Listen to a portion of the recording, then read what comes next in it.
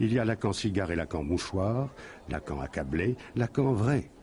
L'étonnant est que ça donne comme la nervure exacte d'un gai savoir.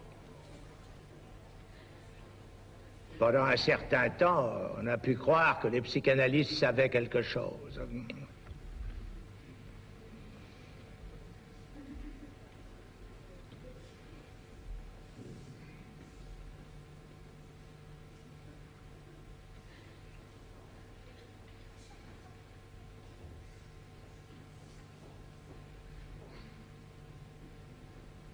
Mais ça n'est plus très répandu.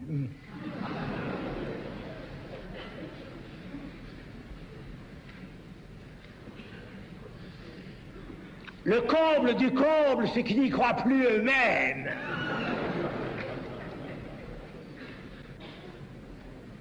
En quoi ils ont tort?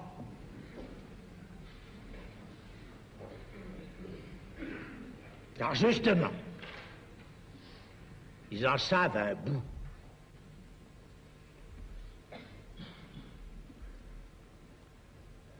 Je moque exactement comme pour l'inconscient, dont c'est la véritable définition.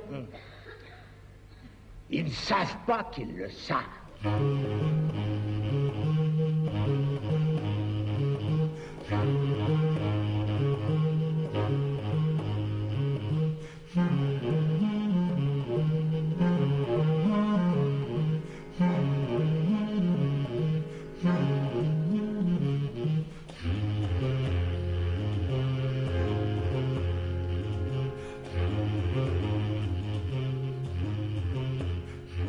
Dès 1950, Lacan avait mis en cause le rituel des séances chronométrées à 55 minutes imposées par l'IPA et destiné à préserver les patients et élèves en formation de la toute-puissance transférentielle des maîtres. Lacan pulvérise cette règle.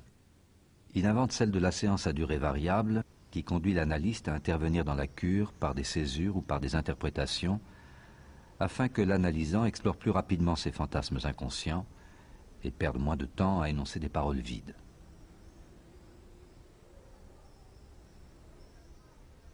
En 1971, Maria Bello, psychanalyste portugaise, décide de faire avec Lacan une deuxième tranche d'analyse après le suicide de sa sœur qui a bouleversé sa vie.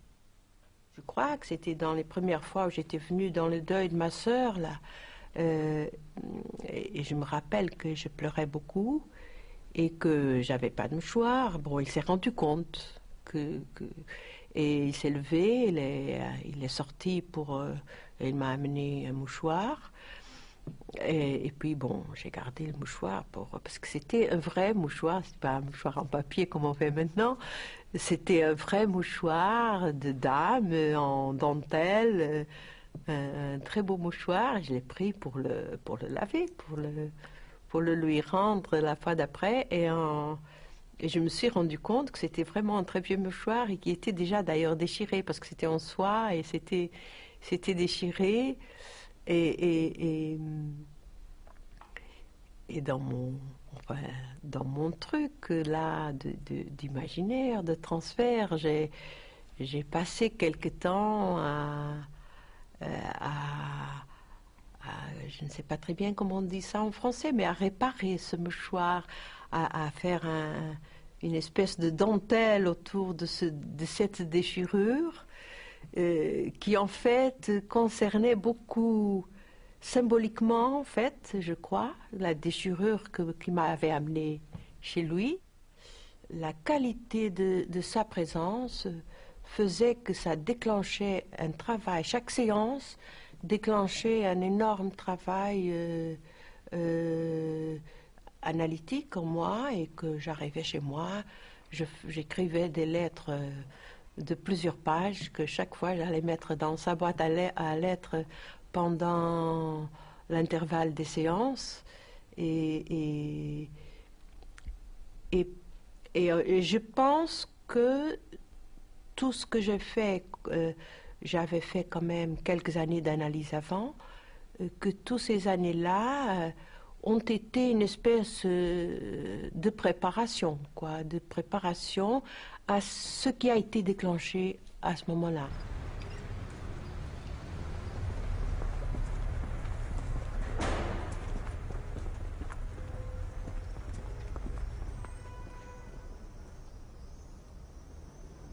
À l'âge de 70 ans, angoissé de n'avoir pas assez de temps pour transmettre son enseignement, Lacan commence à prendre en analyse tous les disciples qui lui vouent un amour immodéré. Sans justification clinique, il transforma progressivement l'expérience de la cure en un laboratoire de l'extrême et finit par raccourcir à quelques minutes la durée de la séance. Lacan a en quelque sorte inscrit cette pratique, je l'ai même expliqué jusqu'à la dissolution même de la séance. D'abord parce qu'il ne pouvait refuser personne en analyse dans cette position de maître sollicité. Que d'autre part, sa passion lui donnait une écoute très particulière, même dans cette absence de temps, qui était remplacée dans le dispositif de la rue de Lille et de son appartement par autre chose.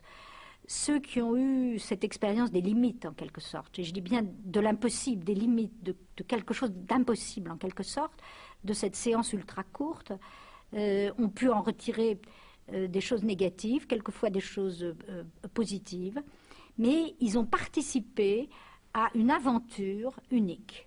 Ce que j'ai appris dans l'analyse lacanienne, c'est beaucoup plus la façon de couper la science, c'est-à-dire la façon de se servir de l'arrêt d'une séance comme une interprétation ou comme une façon de faire sentir, de faire entendre, écouter au patient ce qu'il vient de dire ou ce qu'il est en train de dire.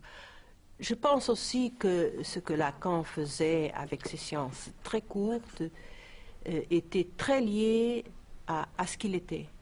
Si on pense à l'époque où, cette époque-là, la grande époque, je ne sais pas comment c'était avant, que je n'ai pas connu, mais cette grande époque de l'école freudienne où il était presque mythifié, enfin il était mythifié par beaucoup de gens, qu'il avait vraiment besoin, par rapport au transfert, de secouer les gens et de faire des trucs que personne d'autre n'a eu raison de faire après, je crois.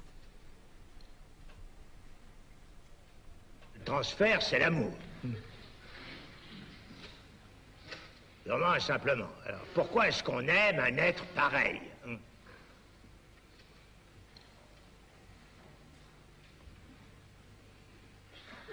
Je laisse pour l'instant la question en suspens. J'en ai donné une formule, et c'est à propos du transfert que j'ai parlé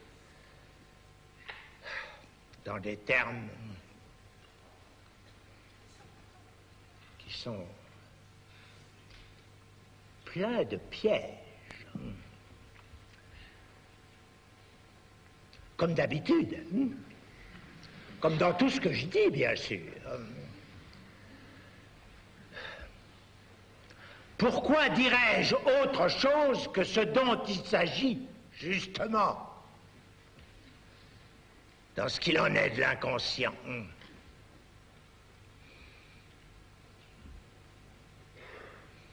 À savoir que le langage, ça n'a jamais, ça ne donne jamais, ça ne permet jamais de formuler que des choses qui ont 3, 4, 5, 10, 25 sens.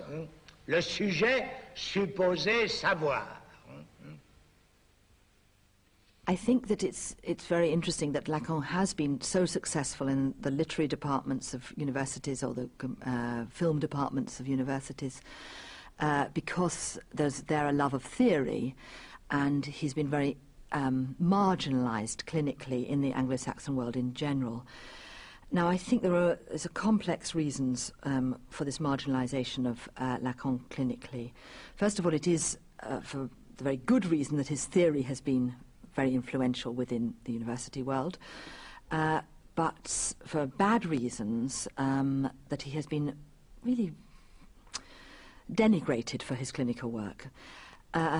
Probably he was a difficult clinician to deal with, and I think there are all sorts of things that happened within his clinical practice which gained notoriety in England, rumours, there were just rumours about the numbers of suicides and this sort of thing, that the very notion that Lacan was working at that psychotic edge frightened people, that he was working too close to psychosis, and there was something within his clinical practice which matched with his theoretical understanding, obviously, which, as it were, privileged the psychotic.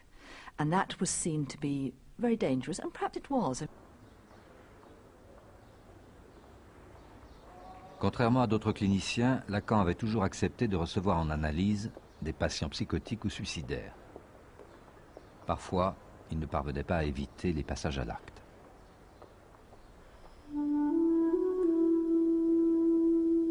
À la fin de sa vie, fasciné par les mathématiques, Lacan dessine des nœuds et des tresses, cherchant à formaliser en figures topologiques les trois éléments fondamentaux de sa doctrine.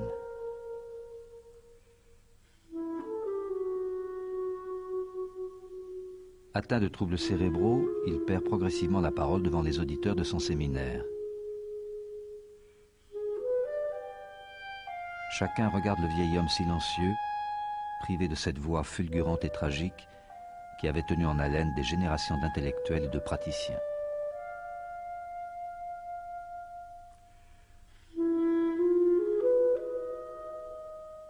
Qu'est-ce qu'il a voulu faire par là, dans cette dernière période? Qu'est-ce qu'il a voulu faire? Il a, semble-t-il, parlé de moins en moins. Et il a voulu que quelque chose, dans une sorte de pythagorisme un peu étrange, l'usage des figures et des nombres, vienne signifier non plus simplement la rigueur des structures de l'inconscient, mais le réel lui-même. Le nœud était là pour essayer de transmettre, alors pas simplement le réel comme vérité, ou le réel comme indicible, mais le réel comme ce qui est là, dans sa plus grande nudité et sa plus grande insignifiance. La chute d'une ficelle et en même temps son enroulement. Qu'est-ce qui reste quand ça se défait? Un rien, pas rien, un rien. Et en même temps que ce rien forme la chose la plus complexe, c'est-à-dire tous ces nœuds du langage à quoi nous sommes pris et qui tissent notre vie. Je n'imagine pas que quelqu'un qui était engagé comme il l'a été, avec une passion, non seulement du signifiant, comme il dit, mais de la vérité, au sens où il se sert de ce mot-là, qu'une telle passion de la vérité, là où le sens même du mot vérité était si difficile à faire entendre, hein, je n'imagine pas qu'une telle personne peut vivre autrement que tragiquement. Et c'est d'ailleurs ce qui m'a aidé à résister à toute réponse agressive à Lacan. Parce que je pensais que, oserais-je dire, je n'oserais pas dire comme moi, mais je pensais que cet homme avait une responsabilité tragique à assumer, la responsabilité d'une tragédie à assumer, et que quelle que soit sa parade, son paraître, son apparat, etc., les scènes qu'il faisait, il devait y avoir de la blessure secrète là, et je l'ai senti, je l'ai pressenti en tout cas, et je l'ai respecté. Et il a été celui qui a le mieux, probablement de la façon la plus moderne, interrogé les rapports de l'homme à la vérité, de son désir nu. La question du réel, la question de la violence dans l'histoire, c'est l'homme d'après Auschwitz. Il l'a évoqué sans cesse, un petit peu comme les théoriciens de l'école de Francfort, c'est-à-dire il a vécu ce que Freud avait pressenti, c'est-à-dire la capacité de l'homme d'aller très très loin dans la destruction de lui-même. Lacan, c'est aussi la chute des illusions de la Révolution.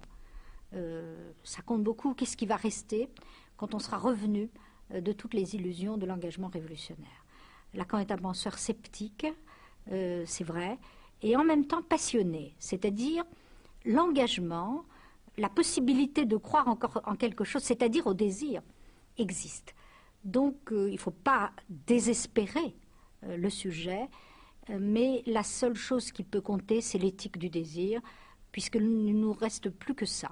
ne pas céder sur son désir. Ça, c'est l'héroïsme moderne. La mort